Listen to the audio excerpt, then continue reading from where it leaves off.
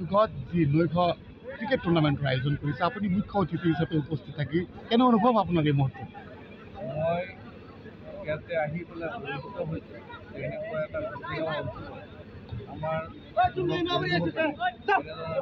অনুষ্ঠান ইয়াতে আয়োজন গায়ক অসমৰ প্ৰতিষ্ঠিত গায়ককো ইয়াত আমন্ত্ৰণ জনাই ইয়াৰ ৰাইজৰ সঁহাৰি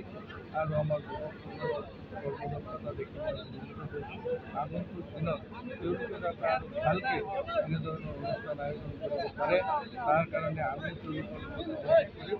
আৰু এনেধৰণৰ অনুষ্ঠানৰ জৰিয়তে সমাজখন আগবাঢ়ি যায় আৰু এনেধৰণৰ অনুষ্ঠানৰ জৰিয়তে এখন সমাজ অন্য সমাজৰ লগত পাৰে মানুহৰ ভাতৃত্ববোধৰ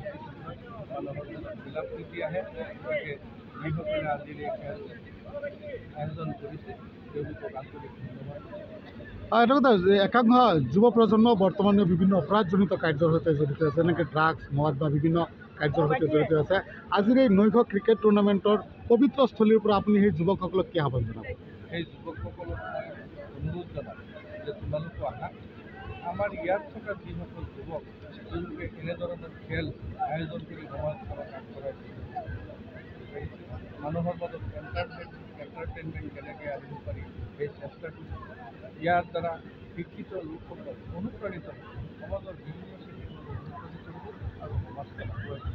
যিসকলে এই অন্ধকাৰ জগতৰ লগত জড়িত হৈ আছে মই তেওঁলোকক অনুৰোধ জনাম এনেধৰণৰ অনুষ্ঠানত আহি অংশগ্ৰহণ কৰিব লাগে আৰু আমাৰ এই সমাজৰ পৰা তেওঁলোকে এটা শিক্ষা ল'ব লাগে যে আমি কোনটো সমাজত আছোঁ আৰু এই যুৱকসকল কোনটো সমাজত